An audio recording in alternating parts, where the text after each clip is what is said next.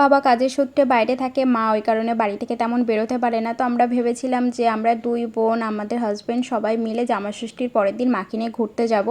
আর আমাদের সাথে পুচকুটাকেও আমি খুব একেবারে সাহস করে নিয়ে গিয়েছিলাম, কিন্তু ওখানে নিয়ে গিয়ে যে ও এত দুষ্টুমি শুরু করে দিয়েছিল যে বেবিদের সামলানো যে কতটা কষ্ট, তা সে আমি হাড়ে হাড়ে বুঝতে পেরেছি। কারণ আমি ওকে বলেছিলাম যে ঠিক আছে আমি নিয়ে যাই ওকে। তারপরে মানে ওর পেছনেই পুরোটা টাইম পুরো একেবারে আমাদের গেছে।